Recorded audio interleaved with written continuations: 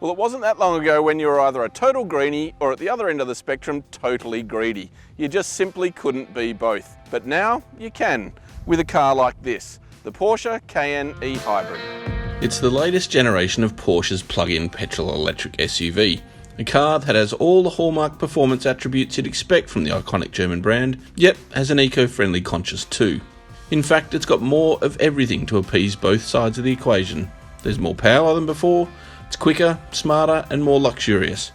But it's also more efficient and has a longer electric-only range. Due to arrive in Australian showrooms later this year following next month's launch of the mainstream Cayenne models, and priced from $135,600, the Cayenne e-Hybrid borrows its mechanicals from the petrol-electric Panamera that is already on sale locally. That means it has an electric motor sandwiched between the 3-litre twin-turbo V6 and its 8-speed automatic gearbox, producing a combined output of 340 kilowatts and 700 newton meters. And the end result is a hugely flexible car that fuses the power, the prestige and the performance that you'd expect from the Porsche brand with the guilt-free tech of the electric car of tomorrow.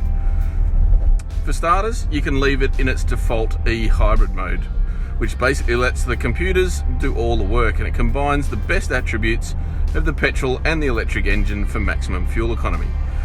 However, if you're travelling through the inner city and you want to go to and from work without even using a drop of petrol, you put it into E mode and it will run for about 44 kilometres just on the battery power alone. But then you can switch it around to Sport or even Sport Plus, and it brings both of those engines together for maximum performance. And it unleashes 700 newton meters of torque like this. Yep, this thing will accelerate from 0 to 100 kilometers an hour in about 6 seconds flat, about as much time as a regular hot hatch. And while it doesn't quite have the theatre or the drama of the V8 Turbo or its soundtrack, this thing is definitely not a slow car. Certainly no slouch, but then again, you won't need to visit the petrol station as often, potentially for weeks at a time if you use it properly, as the car has a combined average fuel consumption claim of just 3.4 litres per 100 kilometres. The hybrid's battery pack can be topped up on the run via regenerative braking, or recharged at home, the office or via a charging station. Using a standard 230 volt household plug, it takes less than 8 hours to fully recharge, but a higher voltage wall box can be installed that reduces charging times down to a couple of hours. And you can keep an eye on all of that high-tech stuff via the digital instrument display. There's plenty of information there in front of you, or you can just simply sit back in the lap of luxury and let it all do itself, because the cabin in here is hugely significant. More than just the engine-y stuff underneath, the Cayenne borrows a lot more from the Panamera, including its huge 12.3-inch digital infotainment display and this beautiful center console with its haptic buttons. The cabin itself is a little larger than its predecessor too. There's plenty of space and a really airy ambience, particularly with the full-length panoramic sunroof. And those in the back are treated fairly generously too. There's decent legroom, enough for 2 or 3 adults to sit quite comfortably. The boot, it also has plenty of space, but in this car it's a little bit less than the regular Cayennes owing to its battery pack, and it also has a smaller fuel tank, 75 litres compared to 90 litres. As for how it drives, well, the Cayenne, like it has done before, has both a luxurious and a sporty character when you want it to. The air suspension is beautifully supple in terms of soaking up the bumps, and yet can be tailored to be nice and taut through the bends.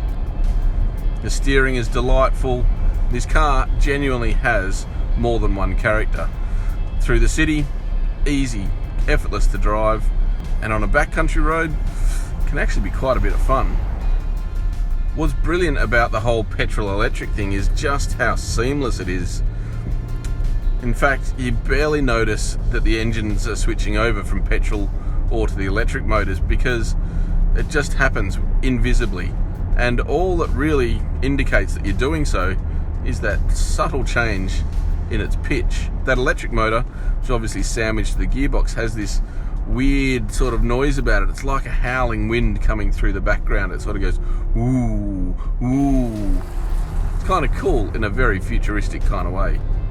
It is also fitted with all the latest active safety features, including semi-autonomous driving functions like adaptive cruise control and lane keeping assistance, that are stepping stones towards the future of the driverless car. And surprisingly, considering the technology has been around for decades now, the Cayenne is the first Porsche to come equipped with a head-up display.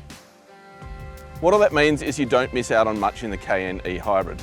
Yes, greed is good, and there is no other symbol of success quite like a Porsche. But being green these days is equally as important a status symbol. And with this car, you can certainly be both.